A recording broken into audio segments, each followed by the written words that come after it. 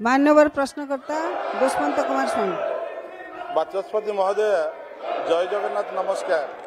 बाचस्पति महोदय मो निर्वाचन मंडली खंडपड़ा प्रत्येक दिन पाखापाखि 500 रु 1000 हाईवा जावासिया करुच्छी।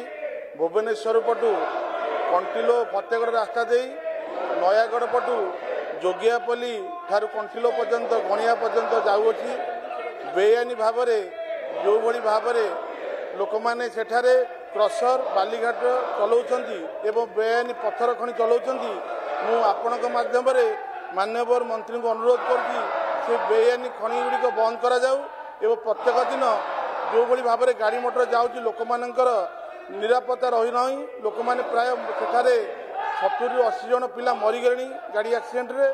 तो मु आपणक माध्यम अनुरोध करुँची जे विहित कार्यानुष्ठान ग्रहण करा जाऊ, बेआईनी खनि बंद करा जाऊ, बालीघाट बंद करा जाऊ, क्रसर बंद करा जाऊ एवं जहाद्वारा कि लोक मैंने जो भली असुविधार सम्मुखीन होउछंती से जेमिति लोक मैंने भविष्य असुविधार सम्मुखीन न हेबे तार व्यवस्था करा जाऊ। मान्यवर मंत्री यह एक्चुअली स्टील एंड माइंस विभाग रे जाउछि। तेणु यही नियमर सठिक कार्यकारिता और तदारक करने इस्पात एवं खनि विभाग कार्य परिसर भुक्त एवं उक्त विभाग अधिकारी मानक उपरे दायित्व न्यस्त करा जाइछि।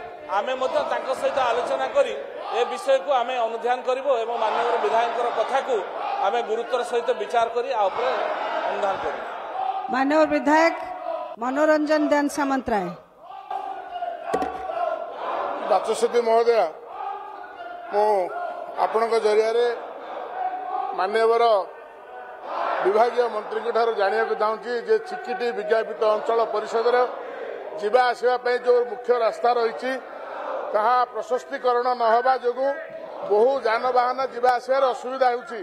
तेणु से रास्ता को प्रशस्तीकरण करने सहित चिकिटी एनएस को गोटे बाईपास निर्माण करने मो आपण जरिया माननीय मंत्री अनुरोध रखुची।